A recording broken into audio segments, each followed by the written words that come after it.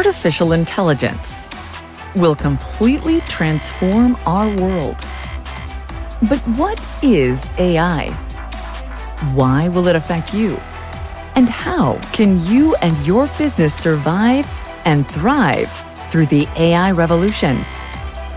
Welcome to AI and You. Here is your host, author, speaker, and futurist, Peter Scott.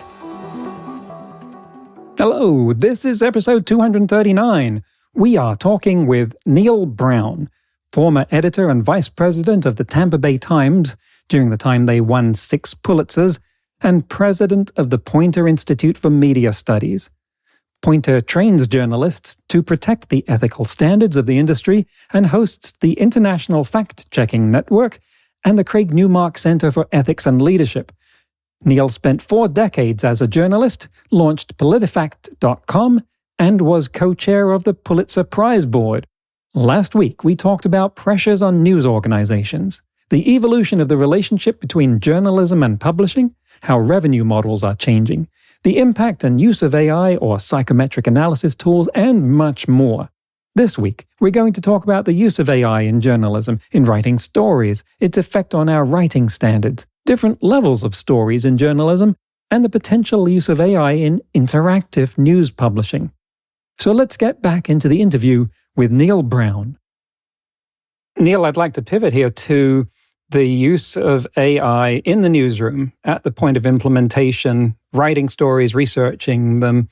I know from every group that I've interacted with that there are certain common responses and patterns out there to AI. And a lot of that is unfamiliarity with it, believing things about it that aren't true or are mischaracterizations, and the media has its fair share of blame in that respect. Look how many stories can't run without a picture of the Terminator. And so there's a huge amount of confusion and uncertainty and ignorance about the use of AI and its capabilities and mistakes in doing that. So it would be naive to think that this wasn't showing up in some way in journalism. What would you say are the best practices you've seen with respect to the use of AI by journalists, and what are the worst? Sure. So we coach newsrooms on this question all the time, and we start with the sense of possibility. And we say, if you embrace that there is a sense of possibility and you have some confidence in your organization and your leadership to live by the values they live by before you heard the term AI, that's a good starting place, an open mind, if you will. And that rather than, just like with a news story you're going to report, rather than start with a conclusion of particularly a negative one, start with one of an open mind and possibility, and have a little faith that you can put into place some guidelines that will allow you to both explore, experiment, maybe embrace some of the benefits that you glean, which you will have gleaned with your own eyes in your own research, and that you have got some confidence that you can put in place some guardrails that will protect your brand, your audience, your staff from doing things that you shouldn't do. Now, again, I don't want to sound completely naive with that little opening, but I would say that we are certainly saying that AI offers great possibility. Yes, technology can be very powerful, and it might have some trappings that need to be confronted, and so let's do that. So what we tell newsrooms to do is immediately, even if it's 1 or 2 people, depending on the size of your organization, designate a couple of people to do some reporting and learn about it, use it, experiment it, and to do so in a very open way that chronicles how that's going and what you're doing. Because what we want you to do eventually in a news organization is begin to write down some opportunities and then some rules that go with them. So we had brought 40 newsrooms together this summer and began to say, all right, what's the number one thing that your newsroom should do about AI? Start creating an AI policy. So that you have one suggests you're open to AI. That's a good sign. Okay. 2, What's your policy? Well, see what everybody else is doing, collect what's going on. So the Associated Press, one of the most respected news organizations in the world, they've already done some work on some key basic policies. Figure out how you may want to use it in your own shop. And if you know some things you never want to use it, go ahead and write those down too. Bottom line here, Peter, as I'm saying, start to collect in an accessible way your organization's thinking about it so that you can start to sand down the anxiety and create a culture of opportunity with it. So, what are some of the pillars that organizations are embracing now as they've now had, a couple of years to be kind of really thinking about this some and dabbling in it and exploring and experimenting?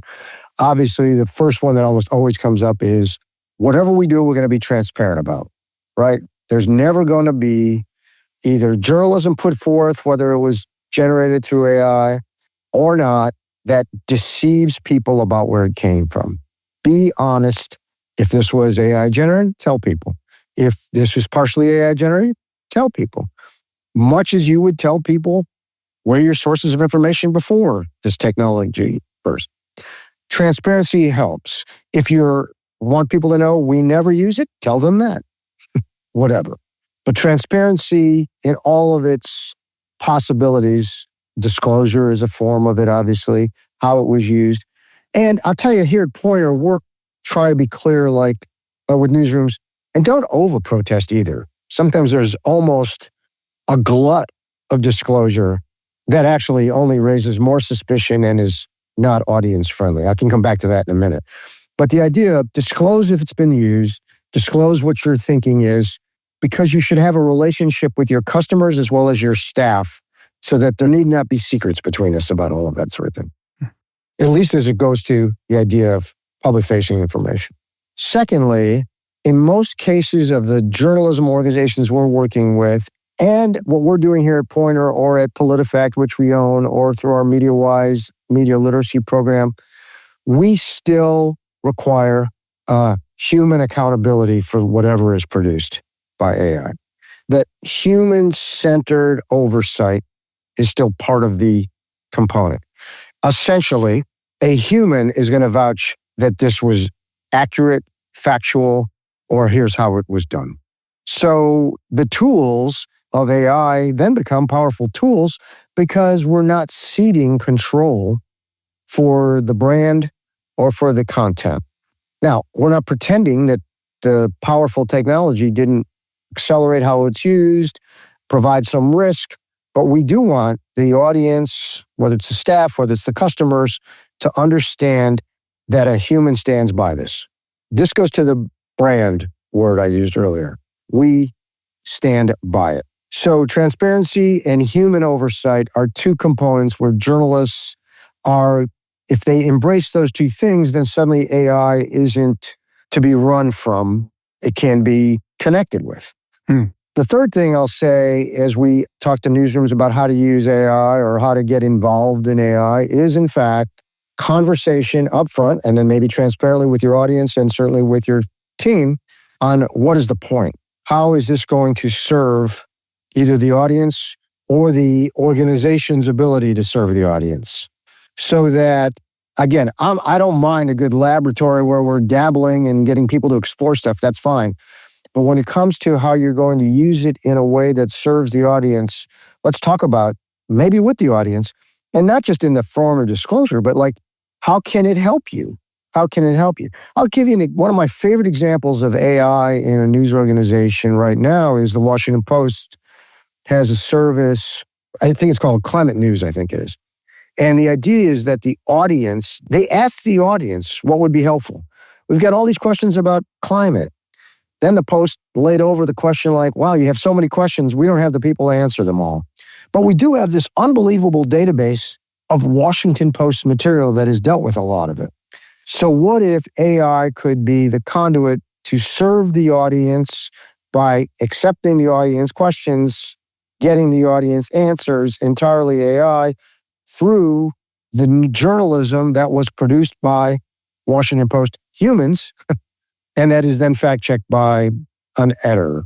And so I use this as an example because I like the idea of journalism is finding new ways to serve its audience through AI, as opposed to AI is either a threat or anxiety. But to the contrary, this one is connecting with its audience. So you have transparency, you have human oversight, and you have audience service, of which AI has been an excellent component of all three of those things.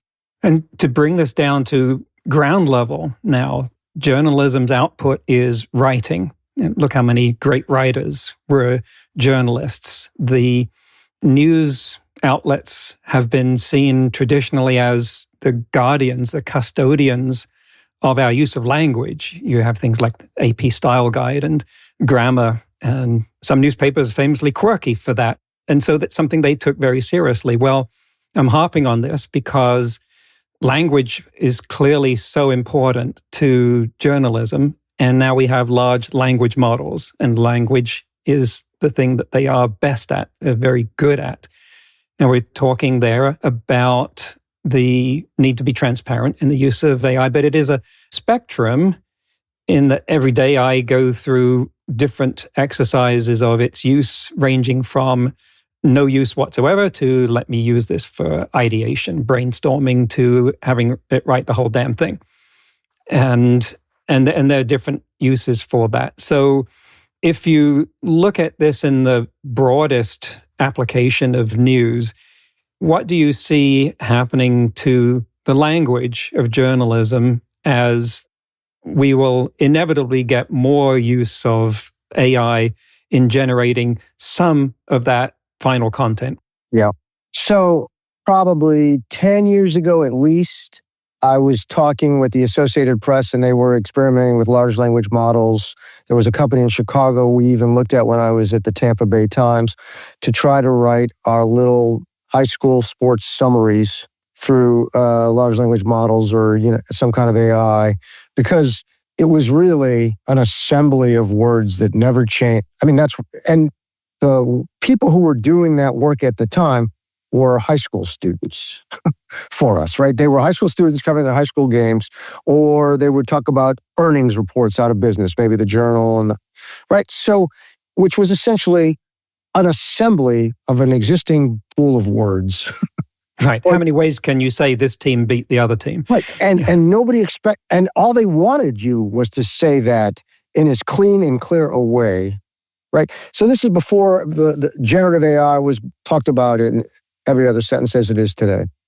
And the problem, as it turned out, was the tech wasn't, it was just harder than it looked and more expensive than it looked. It wasn't actually philosophical, right? And so I say that because, as is back to that very point I made at the beginning, when we're kind of scared of change or not adapting as much, is when we kind of conflate philosophical questions with technical or transactional ones in ways that almost dilute both, right? So that's human. It's not a gripe here. I'm not being negative at all.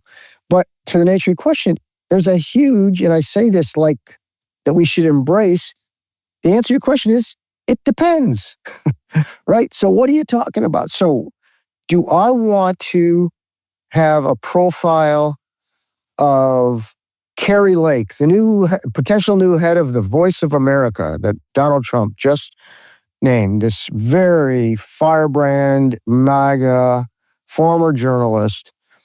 Do I want a profile of her written entirely through large language models, even though so much has been written about her that maybe that's sort of possible? Well, back to transparency. If I knew it was that, I probably wouldn't read it as a customer, right?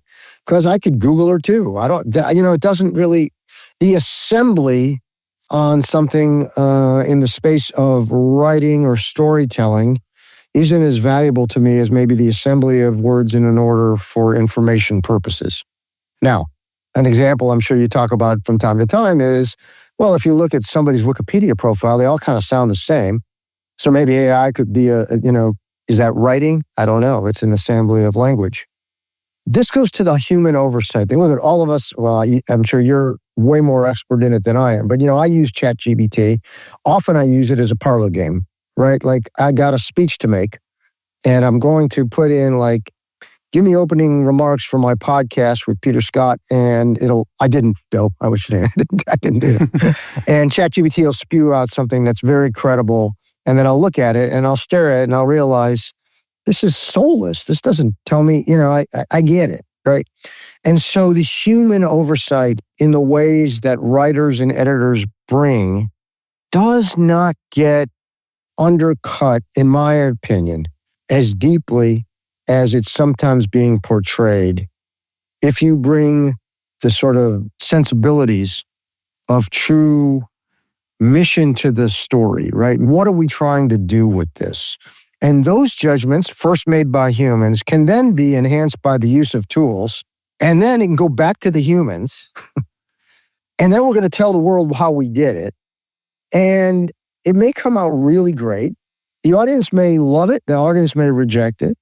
But we get past these constant choices that should and can be a blend, again, with disclosure, human oversight, those pillars I mentioned, in ways that can enhance understanding, speed, utility, value.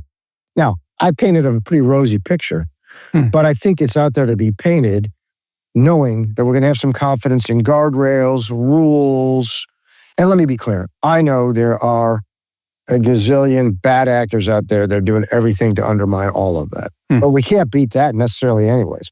So I think you have to go after, how is this going to help? Not why should we be afraid? What I'm taking away from that is that it's humans who have to decide what the story is and why. And the story is not what happened. And sometimes the story is that, like, so-and-so shot this CEO. Okay, there's the facts. That's a story to a lot of news organizations. But there are many, many more important stories that are bigger than that. And I don't see that AI can decide what those should be. You have to know the audience. You have to know what's important. You have to know what the national and international conversations are and when you want to start a new one. And so is that a conversation, is educating journalists about that level of story, is that as rich and vibrant a conversation now as it has always been? Yeah, I mean, you could argue with your excellent sort of recap there, it's more vital than ever. And I like the way you framed it because nobody has to completely cede control. We're not ceding control of the machines, and the machines are helping us. We, again, having a little confidence in that ability to make judgments and to make decisions. My career, mostly I have been an editor, okay? And this is what we're talking about. You can collect it all in many forms.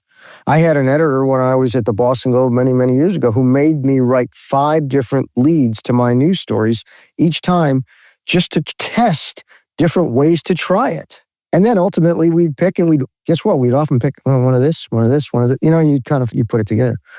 What you described to, editors will decide, including the biggest thing that editors do is what to leave out, not what to add.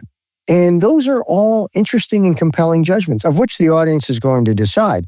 Now, when you asked about are journalists knowing and thinking about those things, it is a vital conversation. It is going on.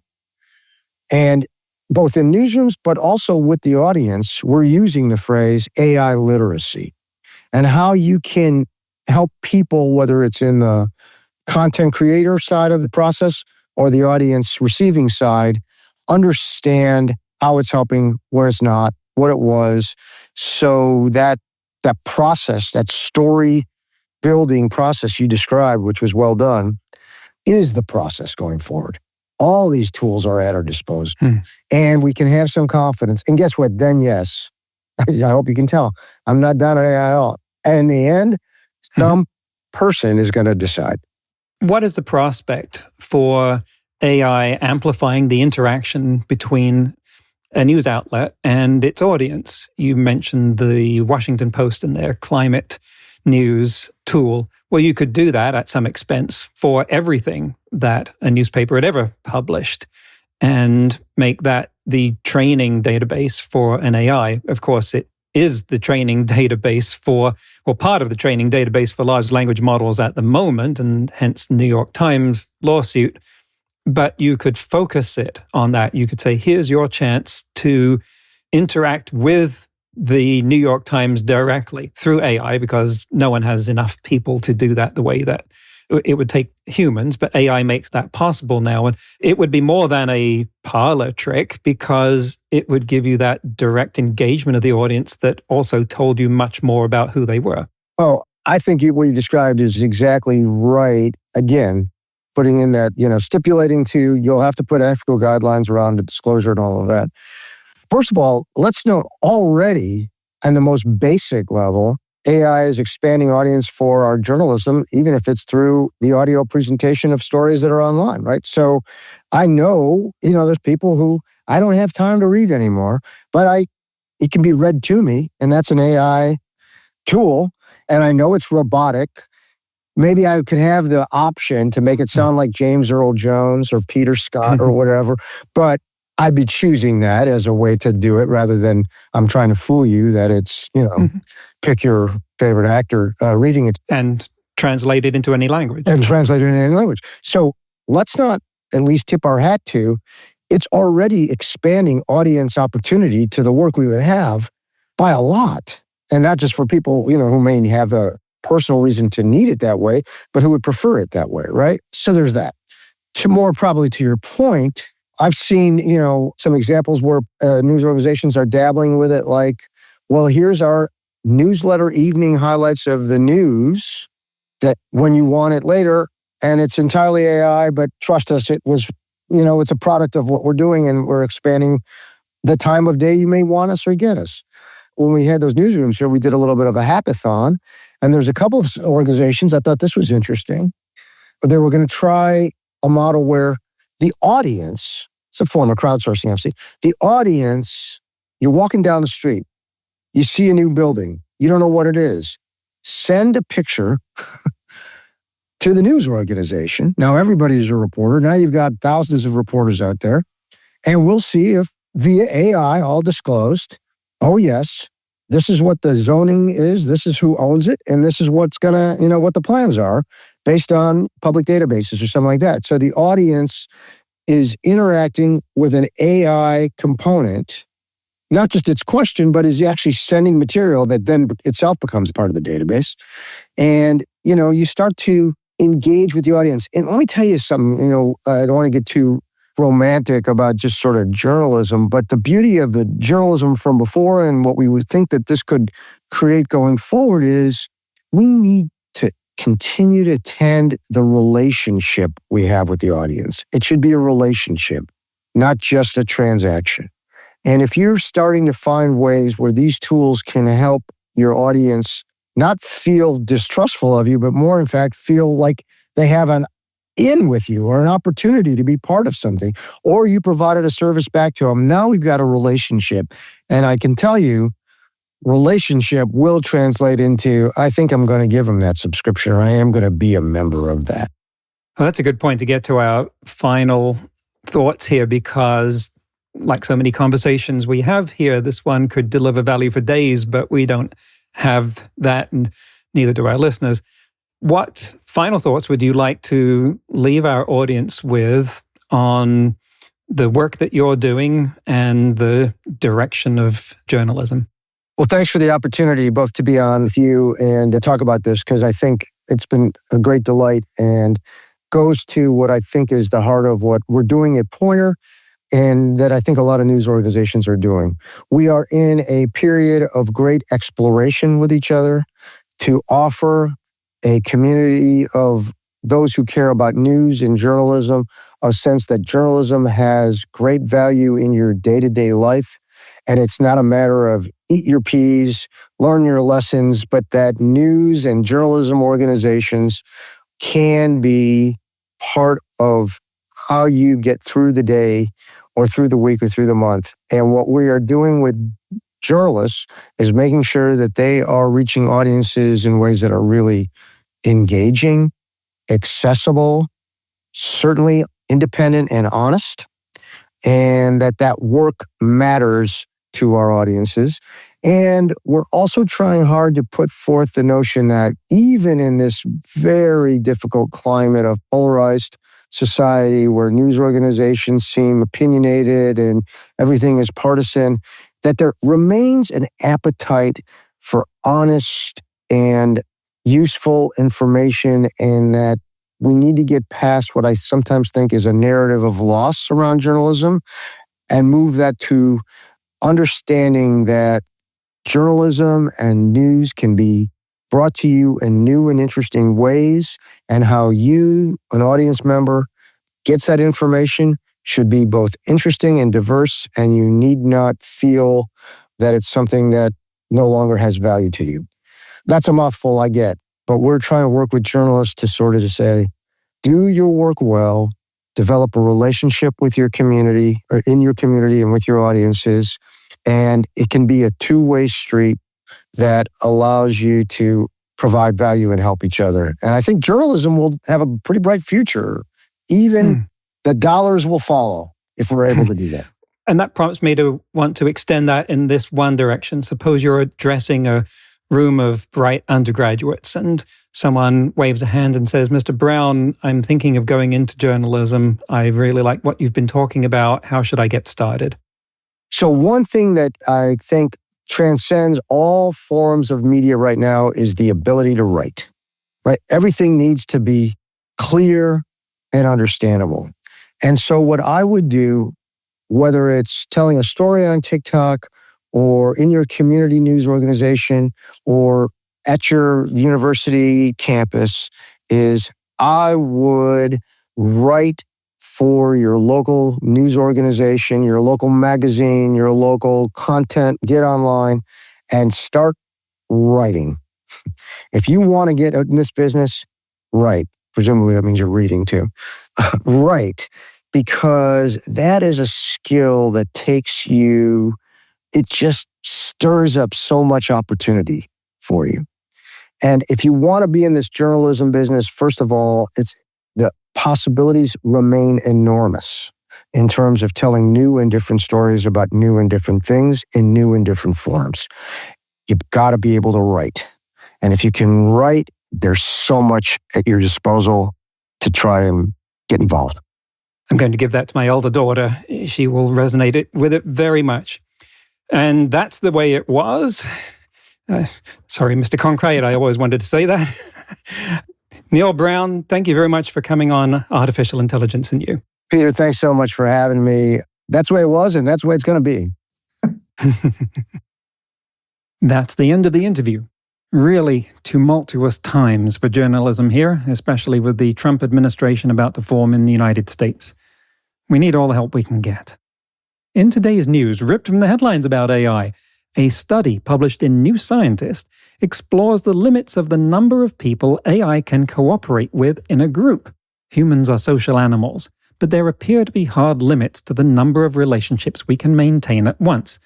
This research at the University of Konstanz, Germany, suggests AI may be capable of collaborating in much larger groups.